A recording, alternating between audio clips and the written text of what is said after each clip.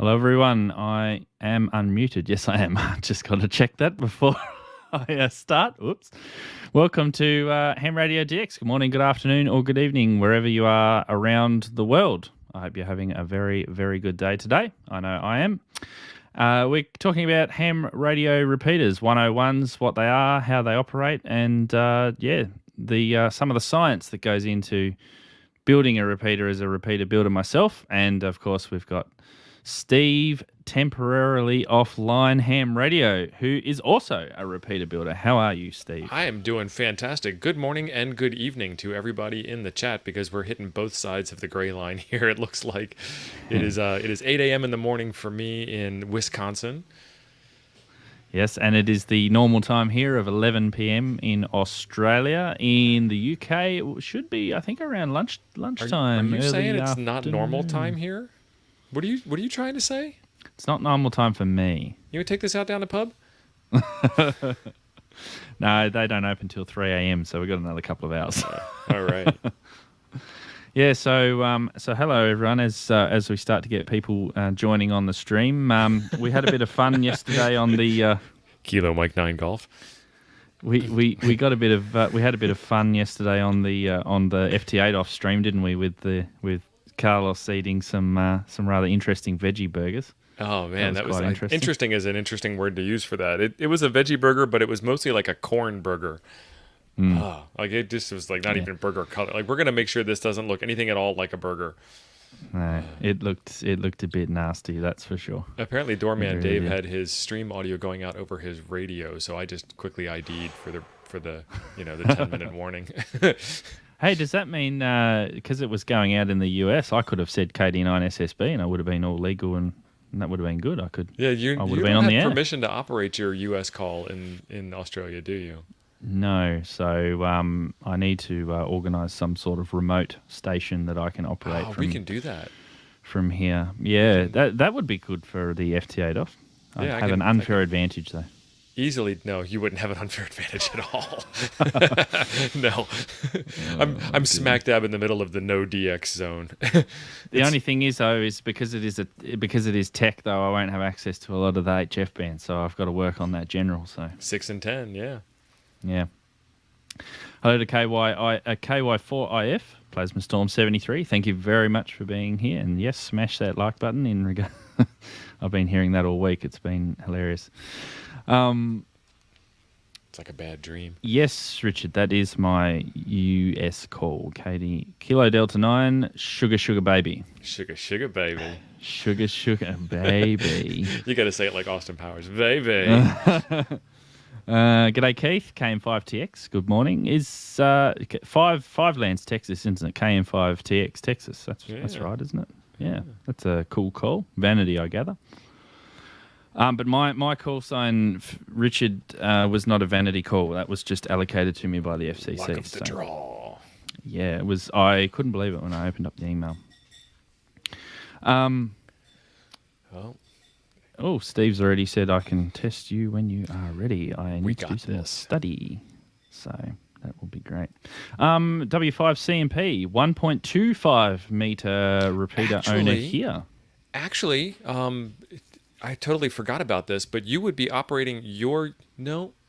Okay, never mind. I was going to say, you'd be operating your call from my station with me monitoring, so you could use my privileges, but in order to do that, you'd have to use my call. KM9G. Which you could do if you wanted to. Yeah, but, but then I won't be able to say on air, Kilo Delta 9, sugar, baby. Baby. Love it. Now I want to change my vanity call. I got to have a B in my call. So today, let's get on to the topic at hand. We're talking about repeaters. Sorry, I just read. I was just seeing Plasma Storms. Yeah, baby. And there is the promo for next week. I know. I got to be careful with Hayden. He's going to clip it all. Yeah, I clip everything. That's for sure. So let's bring up the screen share because I have been prepared today because I had today off work. Why do you have today off? I had today off work because today is my birthday today. So happy birthday, Hayden! I got to sit and watch Whoops. I got to sit and watch Carlos eat a veggie burger or a corn burger. And then that was just a great start to the day. So, yeah, it was a great end to my day. Really made up for a lot of not so awesome things yesterday. But we're here this morning to talk about repeaters 101. Repeaters 101. So we'll skip past all that because we know who I am. So, what is a repeater? So I'm hoping today in this stream, rather than throwing it over to you, Steve, well, I might do a bit of talking myself. I am digging the 1990s web theme you got going on, though. The only thing we're missing is like blinks and animated GIFs. I think this was out of, I don't know where this was from. I should have put references in. Whoops. So what is a repeater? So the basics here, I guess you can see in the diagram, a repeater usually sits on a high mountaintop or a high building or some sort of high place that can see a lot of people or a lot of users. And in this example, there's a mobile station down here on a highway. Do you call it highway? Freeway? It depends. Parkway, Beltway. We just name roads like lots of whatever. Ways. Yeah. Yeah. Base station. Maybe his TO's little setup here down here in Luck. And here am I across the town on my HT. Kilo Delta 9 SSB Mountaintop Portable. I've just noticed one thing here. There isn't an arrow from the man with the portable to the repeater. But yeah, the arrow's going the wrong way. Yeah, the arrow is going the wrong way. But anyway, the idea is that you talk on one frequency and you come out on another frequency at the very same time. And then those who are within the coverage area of the repeater can hear you and hear everyone on the conversation.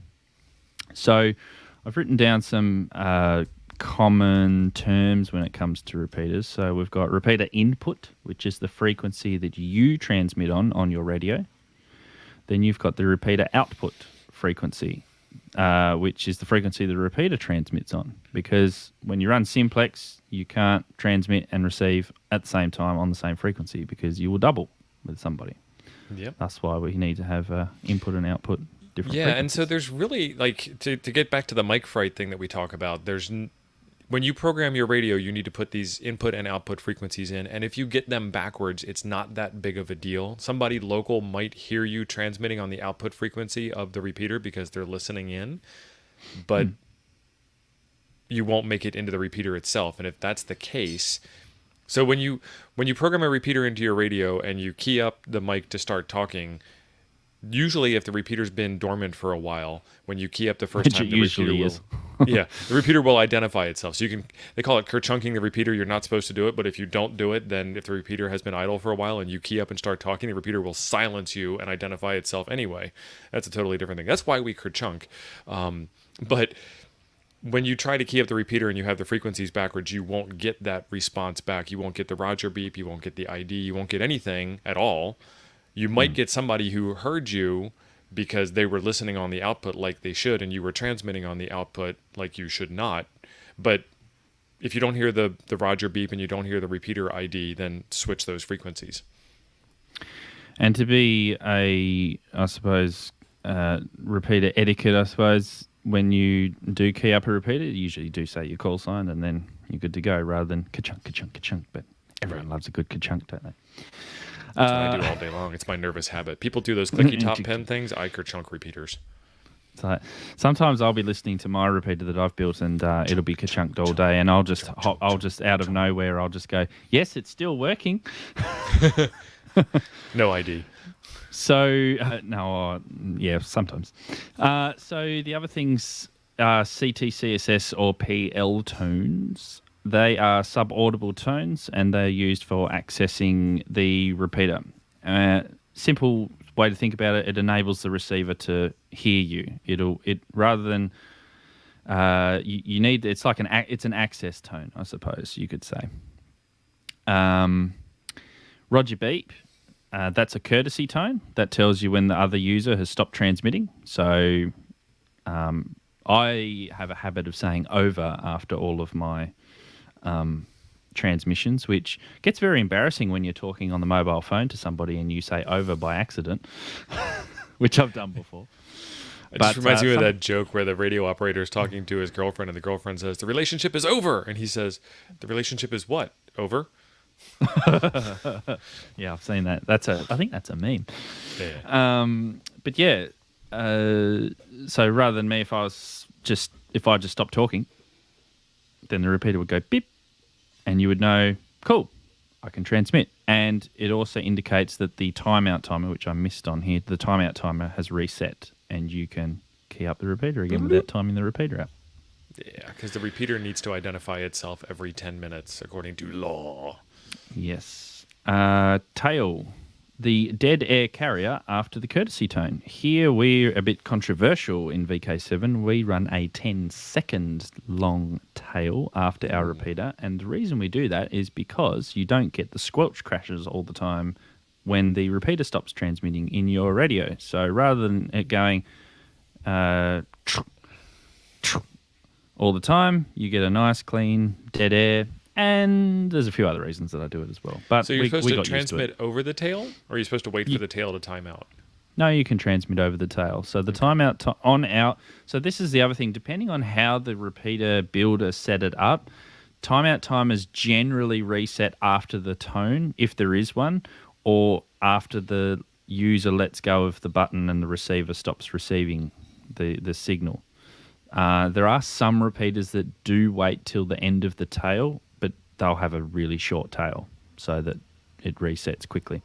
But no, ours is after the courtesy tone. So here's a little bit of a block diagram here. So basically, most repeaters run one antenna. There's a feed line which runs to a thing called a duplexer, which allows transmit and receive to operate. Those are interesting looking devices.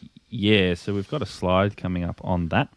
So your receive signal would come down into the receiver. The audio from your receiver would go into a repeater controller. And then out of that controller, the transmit audio, which is the repeated audio in real time, back into the transmitter on a different frequency, into the duplexer and out the antenna at the same time. There we go. I got one for you. Oh, here we go.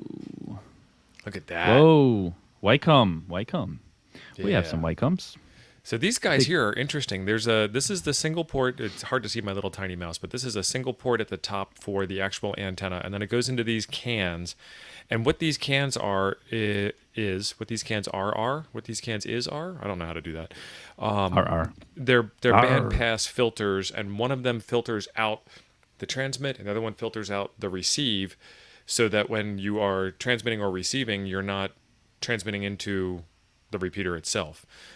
There's these little screws on top here where you can adjust what is filtered in and what is passed through. So, this is like your twin passband filter on your HF rig or something along those lines. Steve says, nice cans. Well, I was going to drop that joke, but I thought I was above that. But yeah. Steve's not. No, Steve's not. It's a Steve thing.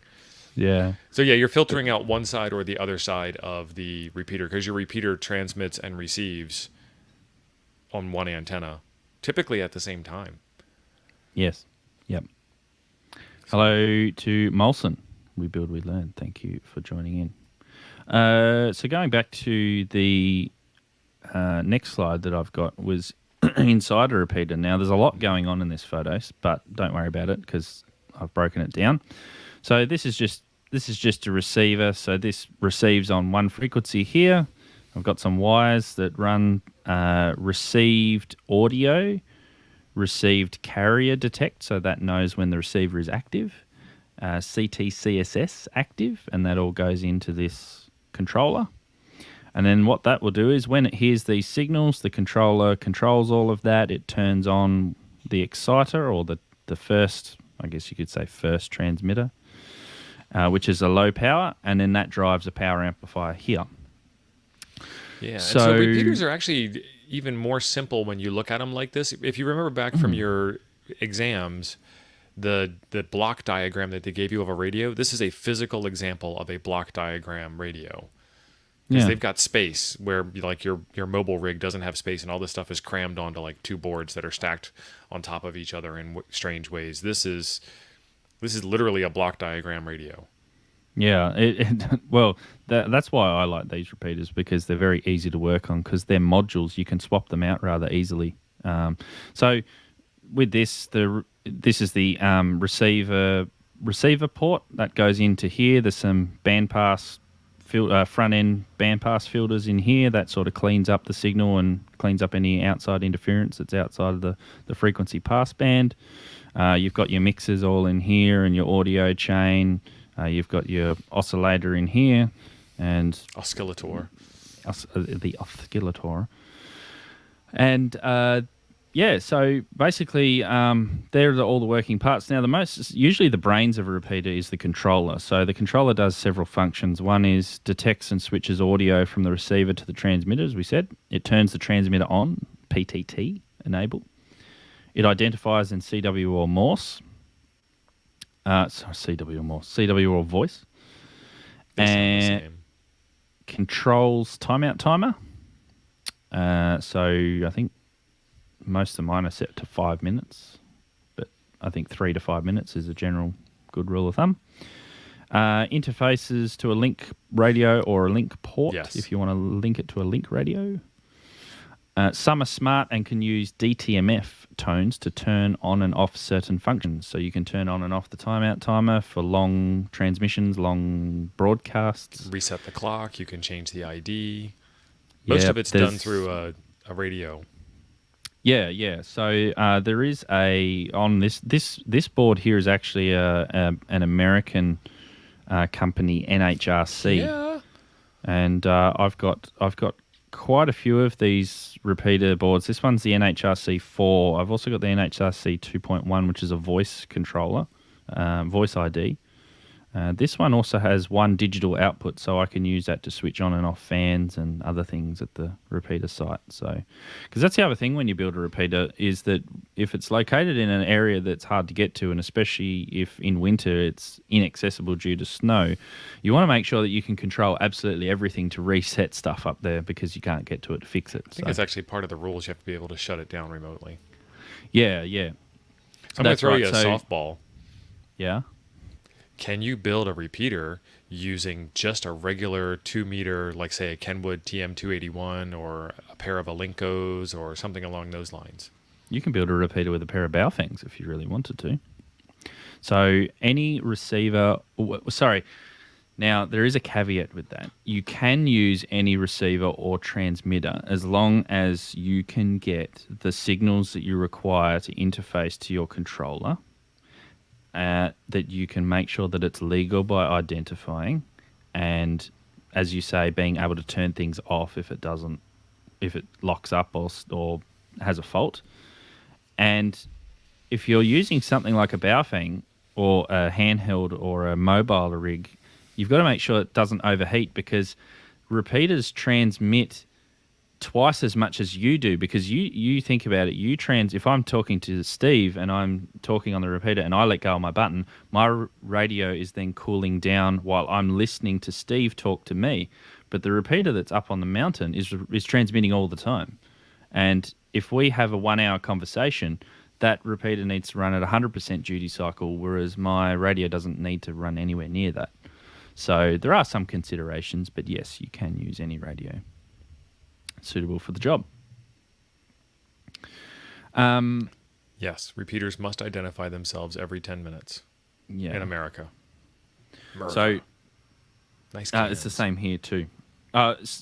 Identify every 10 minutes during use or when it's first keyed up. It doesn't identify every 10 minutes. Right. I think that's the same over there. Yeah. So duplexes, how do we talk on two close frequencies at the same time? And well, we use some little cavity filters called duplexers. Now, duplexers and diplexers are different. A duplexer allows talking on two frequencies within the same band. A diplexer allows talking on two frequencies or interfacing to two antennas on two different bands. So sometimes there's a little bit of confusion between the two. So basically, they're just tuned cavity filters that allow a transmitter and a receiver that are very close in frequency to operate at the same time. And there's two key factors. There's loss and isolation with these. So you want the loss to be as little as possible and isolation to be as high as practical. So as an example, a 2 meter duplexer, we want it to say pass the transmit frequency of 147 megahertz with 1 dB of loss. But we want it to notch 146.4, which is the receive frequency, by, say, about 90 dB, 80 to 90 dB. So there's a lot of notch in these. They're very, very, very, very fickle things to tune, aren't they? Yeah, because they're narrow banded on purpose by design. So like when he says fickle things to tune, like when you turn that screw at the top, you're going to turn almost in a whole megahertz when you're trying to tune it in like 0.1, in kilohertz steps. So it's like you got to turn it. That's too much. Yeah. And to tune these things, you need, say, a tracking generator or a spectrum analyzer and feed RF into one side and then measure it on the outside, and that's how you can plot it on the spectrum and you can tune it that way. So they are very, very fickle, finicky things to get right. You can buy them pre-tuned from some places, so some will do that for you. I figured they'd lose tune in shipping. Well, that is the other thing, yeah. When you cart these to a repeater site, generally you want to make sure you bring the service monitor with you to recheck them when they're up there, because they can get bumped around in transport. So coax is another interesting thing. I don't know, do you refer to it as Heliax over there? We do. Heliax hardline, yeah. Both. So this is Andrew's LDF 450 coax. So best not to use RG58, RG213 or LMR cable, and there's a reason for that, because these cables are not good for duplexing, because you have some of those, especially the LMR cable, they have two sheaths. They have an aluminium foil. I think they have a tin coated braid. So when in the jacket of the cable, because you have dissimilar metals sitting next to one another, you get noise when you duplex through them when you transmit and receive at the same time. So that can really throw your repeater off. Yeah. Dave's asking, why are cavity filters so huge? What are they made of? I can't answer the what are they made of part, but the size actually is band specific. So the size, the ones that I showed were for 440. The ones that Hayden's are showing are for 2 meters. Yeah, so they're almost 2 meters and, quarter wavelength on 2 meters or whatever. It's physical. Well, that's why, that's exactly right. That's why they're so huge. Sometimes you can get helical wound duplexes, which make them a lot smaller. So there is a company in Denmark that make a 6 meter helically wound tune duplexer, and it's very small, very, very high Q. What are they made of? Copper, generally. Painted is it like copper, a big aluminium. air variable capacitor or something in there? What's the construction inside the can? So inside the can there is a rod that goes down, which tunes like a plunger, which goes up, which tunes the length of the cavity filter. So you mentioned the quarter wave length, or around about a quarter wave. Then that allows you to adjust that up and down in the can. And then there's as you say, there's a capacitor inductor tuning arrangement depending on what side of the duplexer there is, which allows you to tune that notch and get right on frequency. So, but we're sort of doing 101s and basics. Like duplexes is almost another whole hour tuned stream. For the 201 class. Oh, sorry. Yeah, it's quite a it's quite a rush, bit, man. Yeah. I know. I can see you searching for duplexer photos. I'm trying to see if there's something on the inside. I've never seen the inside of one. Well, I do have a photo, but I don't have one queued up. That's the problem. It'll take me a while to find it. But if we have time at the end, I'll find one. Repeater antennas are also another one. This photo here is actually taken from my repeater site, which overlooks my local city. And just a couple of folded dipoles. So that's a dipole that's got a folded over element. And there's two of them, and they're both phased together, for extra gain. We've also got a collinear, so this is another repeater tower that I have, which has a collinear. That's actually a diamond vertical. I don't recommend a diamond antenna for a repeater because they can fall apart. However, we've ruggedized this one with the mounting arrangement of it, and it actually works quite well. We also don't get a whole lot of ice and wind loading here, so it works okay. Repeaters generally run vertical, so that's why when you're standing in your shack and you've got your handheld, if you hold it like this, it's probably not going to be as efficient as if you were to hold with the antenna pointing vertically. And both folded dipoles and collinears have advantages and disadvantages. So collinears are simple antennas that you can easily put up. Dipoles, but the problem is if you use dipoles, then you can get water in them, and they've got their advantages and disadvantages. Tio's got an interesting thing going on here. Yeah, we might just break the internet with this. Yeah. Like, look away, everybody. Custody of the eyeballs. So, and even transmitting on non-amateur bands. Look at that. Ooh, 151, 950, and 350. Oh, so, they just turned it on. I mean, the one's got a dead battery, for crying out loud. But I mean, this kind of arrangement is great for just a temporary thing that you just need to throw together to get going, say in an emergency or something. So it'll work. My pocket repeater. Yeah. Everyday carry repeater. Carry me repeater. Linking repeaters. This is where it starts to get interesting. Oh yeah, this is actually really cool stuff. Yeah. So there's a few ways that you can link repeaters. You can do it with RF linking using analog radios, which is the tried true method of doing it. And here's a bit of a block diagram of that. You have one repeater on one site or one tower. The audio from that goes into a link transmitter, and the link transmitter audio goes back into the repeater. And then you have an identical setup at site 2 over here, and the links talk to each other. And basically, whoever talks on repeater 2 goes through that link, comes out on repeater 1, and vice versa. Whoever talks on repeater 1 comes out on repeater 2.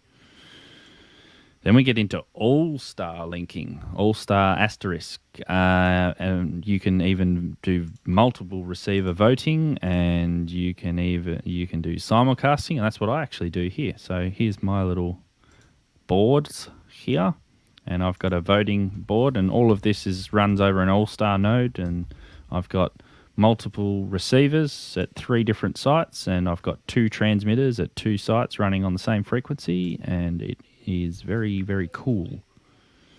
IRLP and Echolink, you can do it that way, but I don't really recommend doing it that way for a few reasons.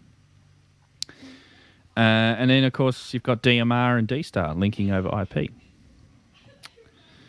Oh, look at this. We get to dance.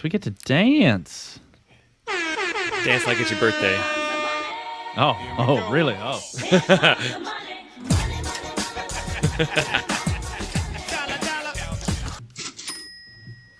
He needs some milk. Hey. There's the milk. Yeah. Tim says, hey, now you are all-star, get your game on, go play. We are going to do an all-star stream at some point where what we will do is we will get an all-star node, and we will get all of you guys to join in, and we will have a conversation on the all-star node. So that'd be cool. I just got to turn mine back on. Yeah. Thank you, Steve. Birthday chat!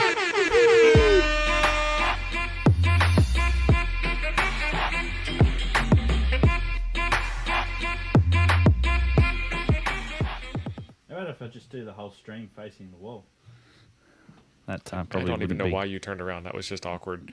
Neither did I. Mike You've almost got Fang money. Buy any new gear or radios? No, I didn't. That's the part that sucks about getting old. You get so much stuff all year long. Like, what's left for birthday time? Yeah, I mean, yeah. Man, when I was a kid, I didn't get any toys until my birthday. I was such a deprived child. Radios. No, nothing. No tuners for poor little T.O. No amps for little T.O.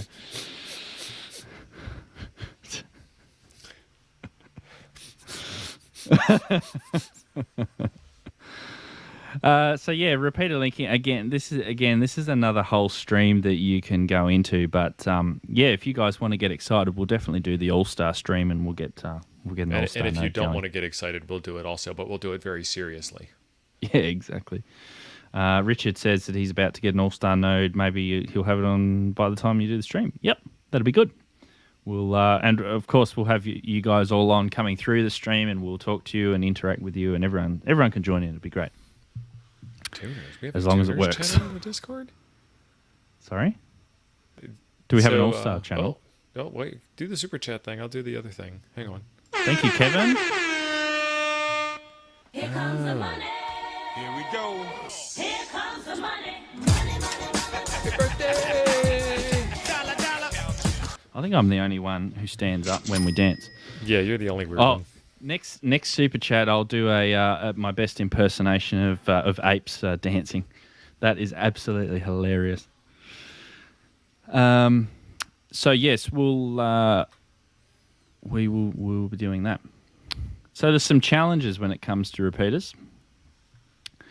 We mentioned duplexes before. You need to obtain enough isolation, and this can change depending on the band. Yeah. I'm not wearing any pants. I'm not getting up. You guys can't pay me enough to get up with no pants on stream. We'll give you a bit That's of my only hams account. This is not the right stream. We'll give you a bit of a sneak peek of what happened yesterday in the before the FT8 off. Dude joins the stream, and the first thing he says is, "Yes, I'm wearing pants," and then walks off.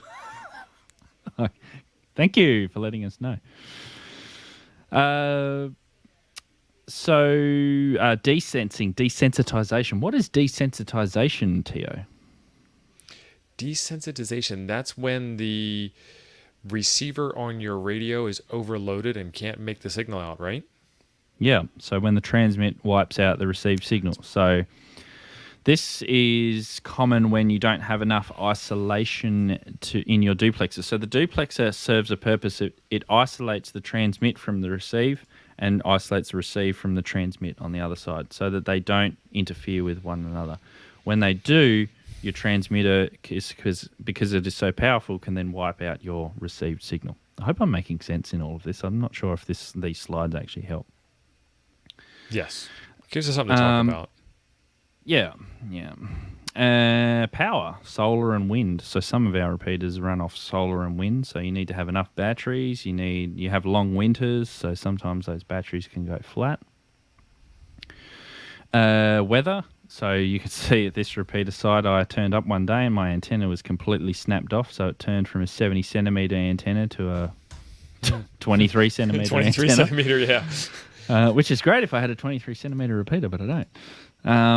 So yeah, you need to make sure when you're building your repeaters that they need to be robust. The cables, the weatherproofing, the cable ties, the tape, everything that is outside in the elements needs to be thought about because it does get damaged. You basically want to put this thing up with the idea that you don't want to get back up on the ladder and work on it again. Yep. And ice and wind. Ice and wind is the worst. When you put ice in there, it's a completely different game.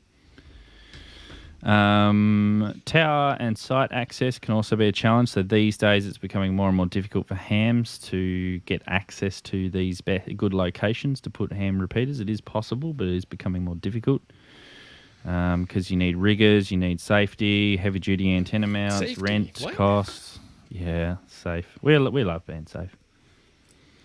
Safety Maintenance, upgrades, improvements. I don't know about you. Is a repeater builder's job is never done. It's always, you're constantly doing it all the time. Well, we're trying to put another section of tower on our repeater to get it higher. That's going to be fun because we're waiting for it's either too cold in the winter and nobody wants to get out in minus 30 degree weather and deal with it, or it's too hot in the summer and nobody wants to get out in 80% humidity and deal with it. So there's 1 month a year. Yeah. And this, from what we've shown tonight too, Yes, this is we're all old men. simples. Some of us, well, I am now. Yeah. So some of this is simple stuff. So Nice antenna. basically we're going now to questions. Actually, just to explain these photos. So this is this is actually an old photo of one of my repeater sites. This repeater is upside down in the rack too. This is an Arcom controller. Again, another American product, which is a 3-port controller. So you can have 3 separate repeaters all running off this one controller, which is amazing. And they can all be independent and they can all link together. And I had an RF link radio here, which used to link via RF, but I've replaced all this now with VoIP. So ask some questions in the chat if you have any. And while you're doing that, I'm going to ask you if you talked about voting in linked repeaters. Yes, voting. Let's. I can show you my voting actually, and I was hoping that someone would ask a question about this and why it's why it's a vertical antenna that's now turned horizontal. What's the wrong wind with that did antenna? Hayden, perhaps you could tell us what's wrong with the antenna in this picture. So that Please. used to be vertical. It's now it was horizontal when we turned up to the repeater side. We were like, why is the repeater all of a sudden very weak? I can't hear the repeater. Can you turn it up? Well, actually, yes. Yes, I can turn it up. I stood there like this. I'm like, the repeater's weak. Oh, it's stronger. Oh, it's weak. Oh, it's stronger. But yeah, we ended up fixing that. So back to voting. Yeah, back to voting. Let's get voting going. Have you got something to show on your screen share? This is from Plasma Storm 73. That's a good photo. That's the inside of a duplexer. You were wondering what it looked like and why it had to be that size and all that jazz, and there you go. This is back when we made things out of like parts instead of, silicon. Silicon or silicone? I think it's actually silicon. Oh, I don't know. We say everything right. I mean, we even get chicken. Well, no, burgers they're and chicken literally sandwiches wrong. This isn't a mispronunciation thing. It's literally 2 different things. Oh, okay. Oh, got you. Silicone and silicon. I'm just trying to find my... here we go. That'd be right. As soon as I want to show something on stream, it doesn't work. My All-Star link node's going slow. Tim knows what's going on. Tim knows where Hayden's mine is. Shh. He needs some milk. Harry, hello Harry. Welcome to the stream. Harry is a local. How does Harry voting thou. work? And is voting important for repeaters? Yes, it is. I am waiting for this to load, but it's not loading for me. But I will go into... All right, this stream just got more awkward than last night's corn patty stream.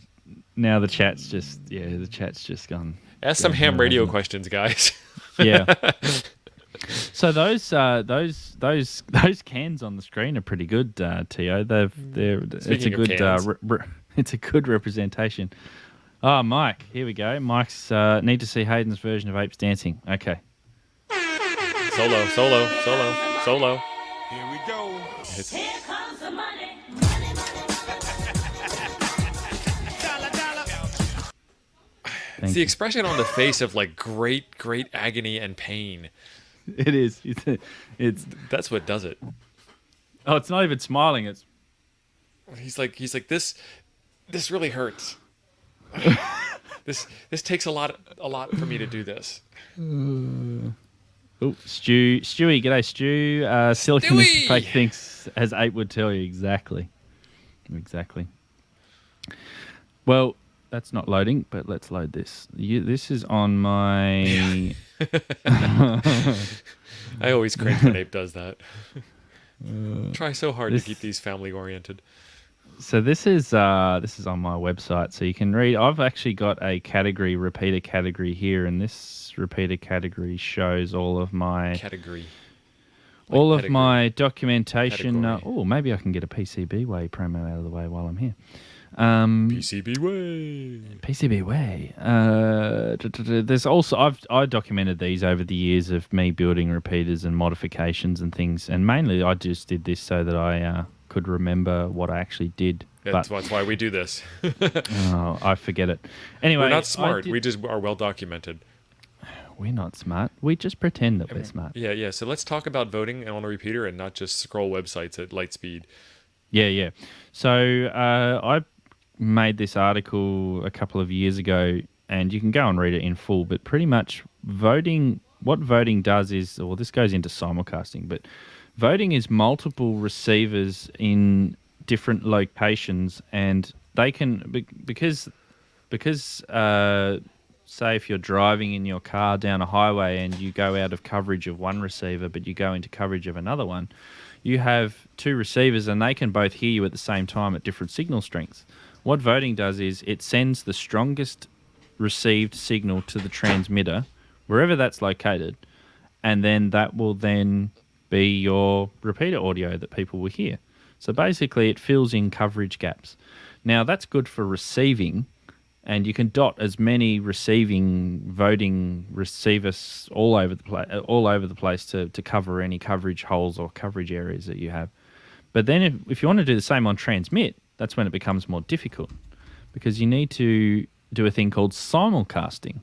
Now you can transmit on two different frequencies, but that's a pain, because if you're driving along, you've got to then change channels all the time depending on what repeater you're actually in, what coverage area you're actually in.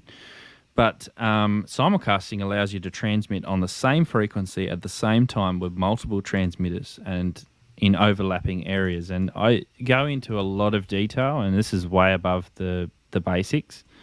But I go into, it's a bit like if you're listening to FM radio, if you listen to your FM stations and you hear one fade out as you're driving out of coverage and then into another coverage area of another FM station, you'll always usually hear one stronger than the other, and that's on FM, that's called the capture effect. So I did a little bit of a diagram here of that, but you have to read this basically to understand how I've done it and how it actually works. But it's all done over All-Star, and it's pretty cool. You can do analog voting as well, but this is all done over the internet. And actually, I started this project with a ham in New York, KC2IRV, Joe, and he sort of got me onto this, so that was rather cool.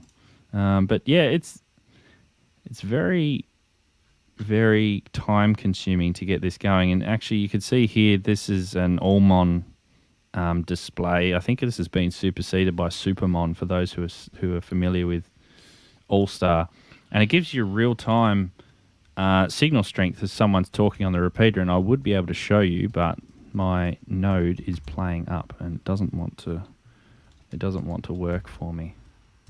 Otherwise, I would show you. What are you looking up, Tio, anyway? Yeah, so the voting question comes up. Like, it's all fine and dandy that it does that wonderful thing, but let's see if we can do this. Go ahead and share my screen out. We have a couple of hams in the area, and as you know, I'm up in Luck, Wisconsin area, and my friend is down in Osceola, Wisconsin. And Wisconsin may be very flat, but there's this thing called the St. Croix River that runs through here, and I'm pointing on the wrong screen. There's this thing called the St. Croix River that runs through here, and so there's actually a valley, and he's down, way down in the valley. I mean, like, literally, for my repeater that's 60 feet in the air, I have to, like, tunnel through the earth to get to his location, and you can see this little dip right here where the elevation's, 300 meters, and like the repeater itself is up here at 374, and then there's all of this dirt in the way, and then he's all the way down here at the other end at 247 meters. And so this is where you would get a voting repeater system set up. So the main repeater is up in the Luck area, and then he's down in Osceola, and then I've got somebody over in Amory, and I've got somebody up in, I'm still pointing at the wrong map, somebody up in the Frederick area, and we've got all of these spots where everybody can hear except for him. So we would find some space in the middle between the two of us, and if I'm over here in, say, Cumberland, and I try to transmit, I'm going to get straight into the repeater in Luck because there isn't terrain in the way. But if he's down here, he's going to hit the repeater that's, say, in Balsam Lake that he can see without any dirt in the way. And then that repeater is going to send a stronger signal in, but there might be some, like, adjacent way down in the noise stuff that actually opens the repeater itself. And so the repeater itself will then say, which one of you is stronger, vote over it. And the two of them will literally have a vote. One of them will win the vote, and then out the signal will go. Yeah, I'll bring up my coverage area as well. I'm just trying to figure out why my node's not working. I should have tested it before stream. But that's right, and Harry's got the right idea too. He says, in simple words, if I'm correct, it's pretty much your audio bunny hopping from one spot to another. Right. So that's right. So it's all of those receivers, and they all listen to the same audio, and they all send it to the transmitter, and then the controller at the transmitter goes, "That's the best audio. That's the best audio. That's the best audio," and that does that hundreds of times every second. It's always it's like this. It's moving back and forth, depending on which one's stronger. So from now on, antenna gain is measured in bananas, and signal path is measured in bunny hops. Got it. Bunny hops. Yep. We've got that. And Propagation. power out. hops. Yeah, that's right. Bunny hops. Okay, we've got that standard down now. So this is using APRS is good because it actually has my repeaters.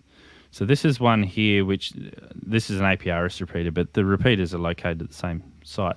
So I have one here located up on a really high mountaintop, but then I've got one located down here.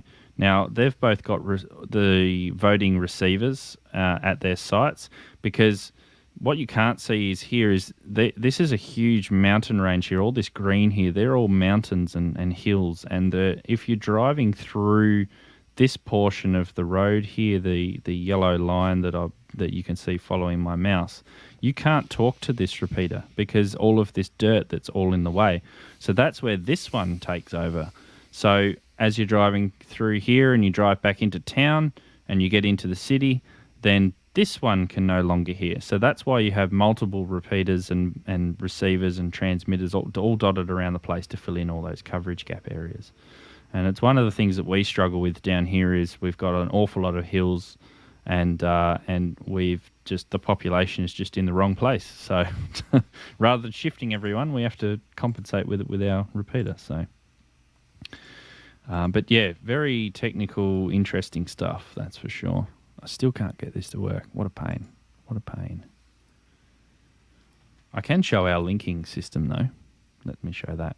This is our cut down version of All-Star. This is because All-Star has a public system, which is a public nodes that anyone can dial, but then there's also a private system which you can make. And we've created a private system with VK nodes, which the whole purpose was just to link repeaters together to make them active.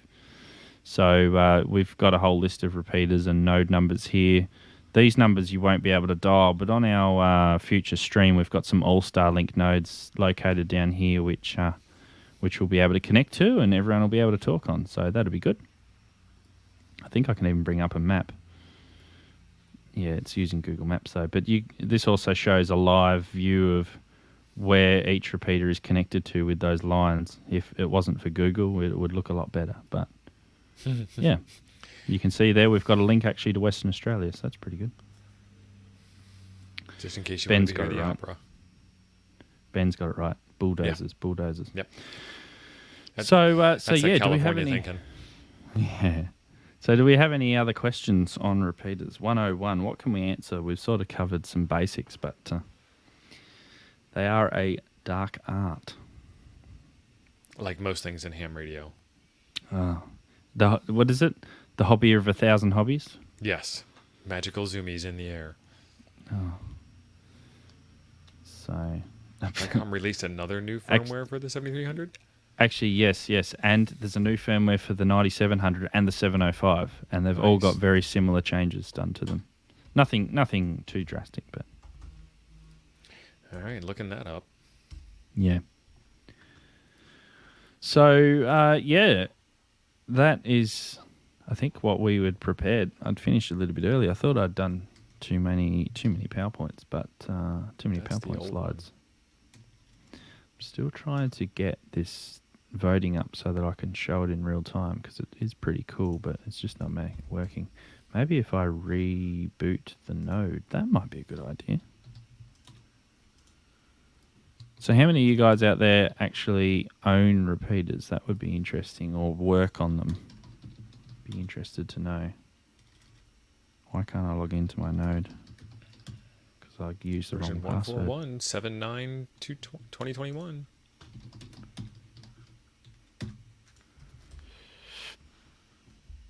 Keith says, so I may have missed it, but do most of the communities down there have repeaters, or is it mostly the individuals putting them up and maintaining them? Down here, it is a combination of mainly clubs. So clubs always usually have 1 or 2 repeaters each, which they maintain, and they have repeater officers and other people in the club that look after and maintain them. Individuals also do that. So I have a couple of club repeaters, which I look after. I've also got individual repeaters, which I've just built myself. I've built repeaters on 10 meter. I've got a 10 meter repeater. I've got a 6 meter repeater. I've built a 2 meter repeater for a couple of people. I don't have one personally. And I have several 70 centimetre repeaters as well.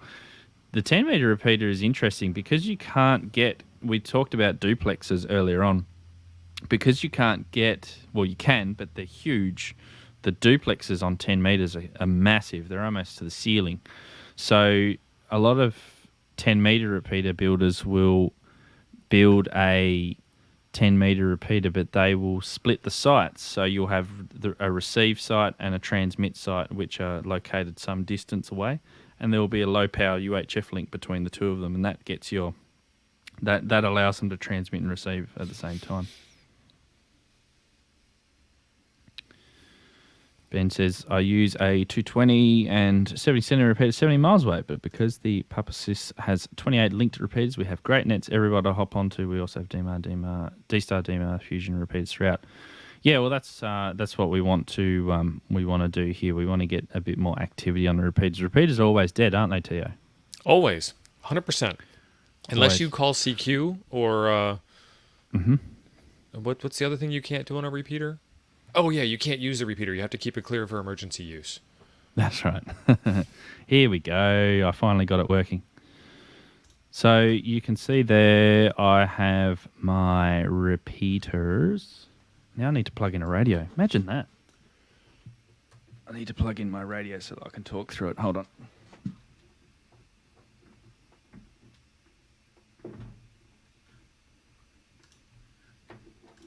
Just, go about your business. It's all good. Yeah, nothing to see here.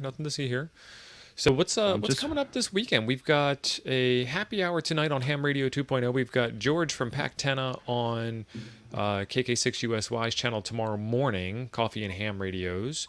And then Josh is doing his live stream Saturday night on Ham Radio Crash Course. And then Sunday. Sunday. Yeah. Sunday, we've got more Coffee and Ham Radios, and then the girls and I are going on a trip for the Youth on the Air camp. While you're looking for that, Rob from 741 channel wants to know if there is a repeater coordination committee there. Yes, so there is a repeater coordination committee. It is usually done at a national level by the Wireless Institute of Australia, which is the ARRL equivalent, and you submit your repeater application to them. They then look at your frequencies, they check them against other ones in the area, and then they will send them off to a frequency assigner who will do the same checks and then check to make sure that your repeater is not going to interfere with anyone else on the specific site or the location that you put down that you're going to put your repeater. And then what they'll do is you'll get a license, because we got licenses that we have to pay for in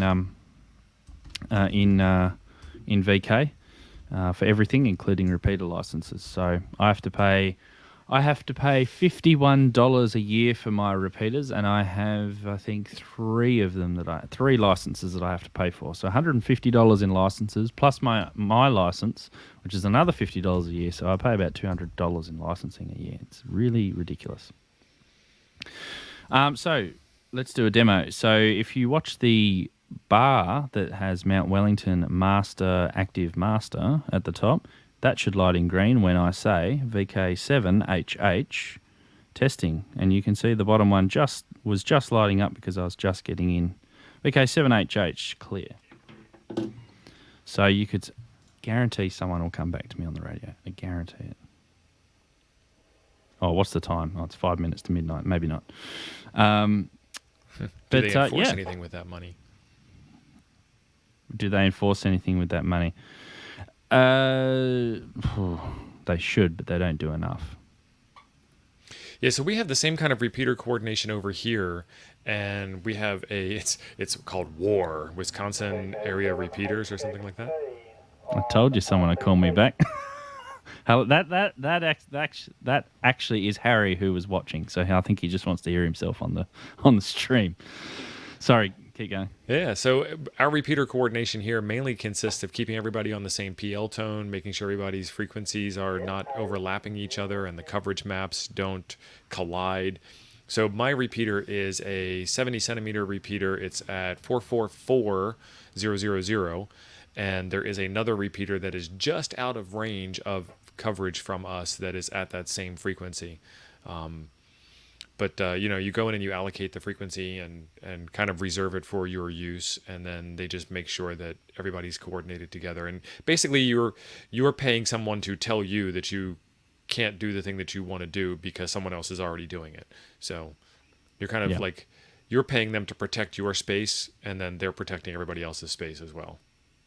Yeah, and of course, commercial interests usually come before a ham radio interest in them, especially emergency communications as well. So they have to be protected, and all those checks need to be done. James says about some new repeater converting to an All-Star or something similar. We have. There's some VK6 All-Star links where you are, which connect into our VK link system, and we speak to VK6s all the time, so that's very good. I just wanted to point that out there. Now, you can do something really interesting with repeaters that are connected over All-Star or connected over HF or connected over Echo Link. So, like, for me, I can actually get on a repeater from Wisconsin that is located in New York that I can hear over Echo Link back on my cell phone. So I can hear the full circle of my transit transmit. Actually, Rob probably knows the one. There's a 10-meter repeater in New York. I think it's in New York City, which has a very distinct courtesy tone. It's a ding-dong doorbell, and it just gets keyed day in and day out. Yeah, that's the one I'm talking about. It actually reminds me of the doors on the metro train, the subway train in Washington, D.C. The doors are closing. So this is our FCC equivalent register in Australia. So you can see all of my call signs that are associated to me. And funny enough, I don't live in Wisconsin, but Tassie, baby. Tassie. I've got all of these call signs here. This one I might let lapse because I'm not using it at the moment. But some of these other ones, here's my 10-meter repeater here, and I've got some allocations. You can see the site that it's located on, whether it's transmit or receive, the emission designator. So this is 16K0F3E, which is FM, 16 kilohertz. You've got the frequency here, the link frequencies, all these sort of things. And if you actually drill down a little bit more, I think they even give you antenna details. Which it's really weird. The first time you get into a 10-meter repeater on like an IC7300 and you have to set up the CTCSS tones, it's like, and then the split, like this is weird. Yeah. I mean, it's totally like, it makes sense, but it's like, I just never thought I would be doing that on an HF rig on 10 meters. The 7300 is not a really good rig for FM repeaters, because I was trying to look for the Duplex button the first time I set it up. I'm like, how do you actually get this thing working on a 10-meter or 6-meter repeater? It's a menu option that shows up only when you're in the right mode, and you just don't normally operate in that mode. So do you not? So can you get a duplex option in the 7300, or do you have to use the split function? You have to use split, and then you have to be on FM, and then when you go into the function menu, then the tone pops up, but it doesn't pop up any other time. Yeah. It's really, really confusing. So, ICOM, if you're out there and you want to release a new firmware to fix this, then you... Yeah, speaking of firmware. Great. Keith, this is sugar, baby. Please keep the repeater clear of traffic. It's too blooming noisy. Yeah, that's right. It's a hassle when there's too many people on the repeaters because you have to run over to the radio to turn it down. So thank you, T.O., for being on. We're up to the hour, and appreciate everyone. This went around a little bit around in circles. So I hope you guys got something out of it and got something valuable. Let us know what else you would like to see us stream. Please leave a message in the comments below. If there's anything that you want to know about or anything that you want to stream about, we are always happy to do it. We will see if we can do that all-star stream. That will be good coming up.